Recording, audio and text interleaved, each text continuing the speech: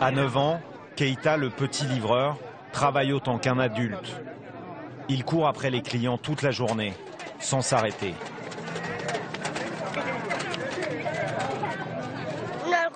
C'est ma maman qui m'a dit de faire ça. Le plus dur, c'est de soulever les colis. Keita est loin d'être le seul enfant à subvenir aux besoins de sa famille. Certains commencent encore plus jeunes.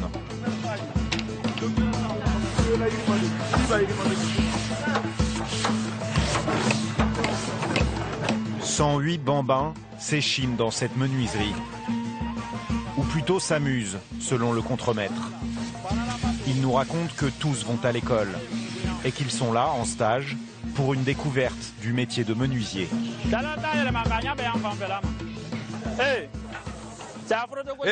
Faut bien frotter pour rendre tout ça lisse.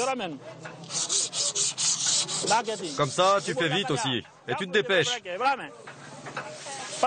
Toi, t'as pas de papier de verre? Allez, il est où ton papier de verre? Tiens, voilà. Prends-le et tu viens par ici. Applique-le bien contre le bois. C'est comme ça, tu le fais monter et descendre. Regarde, c'est comme ça que tu dois faire. Il a quel âge, le petit, là? 5 ans. Tout ce que vous voyez là, les grands là, beaucoup ont commencé comme ça, à cet âge, quoi.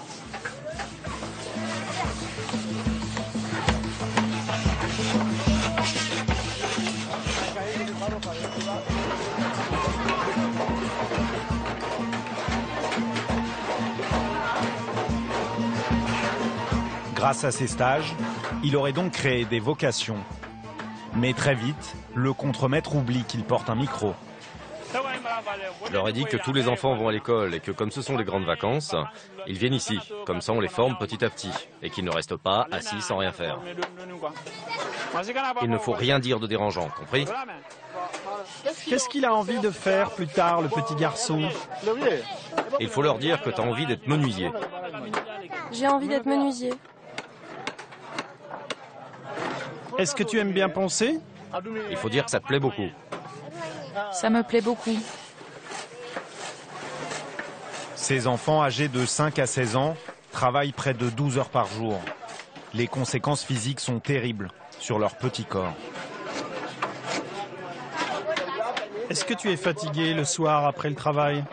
Très fatigué. Mais tu te sens comment à la fin du boulot?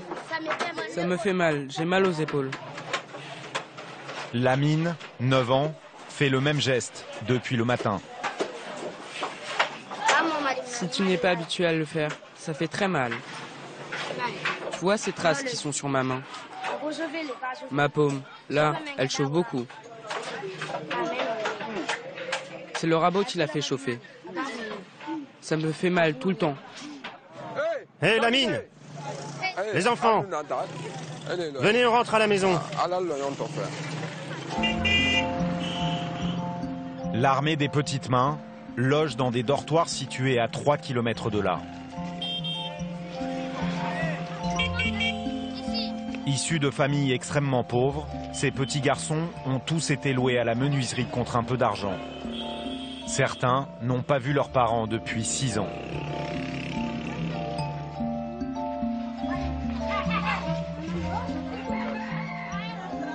Voici l'organisateur de cette entreprise très lucrative. Il fait office de papa, ses 3 femmes, de maman. C'est lui qui commande nous tous ici. C'est lui notre grand maître. L'équipe que vous voyez là, c'est lui qui les a tous formés. C'est moi qui ai organisé tout ça. L'organisation est militaire. Après une journée de travail, les 108 enfants n'ont pas vraiment le temps de se reposer. Chacun s'occupe d'une tâche ménagère.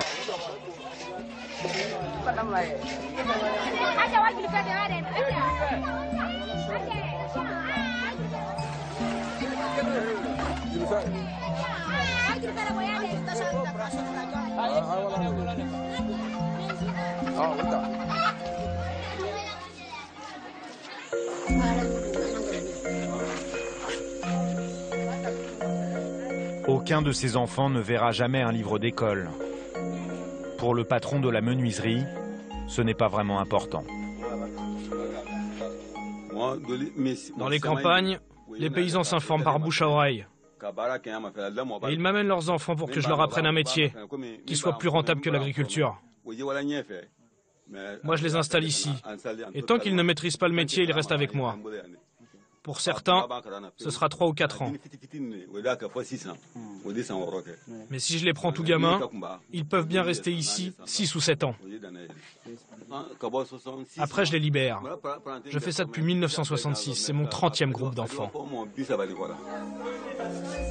Selon l'UNICEF, 25% des petits Guinéens prennent tous les matins le chemin du travail, plutôt que celui de l'école. Une école qui reste souvent inaccessible, tant les routes qui mènent en ville sont impraticables.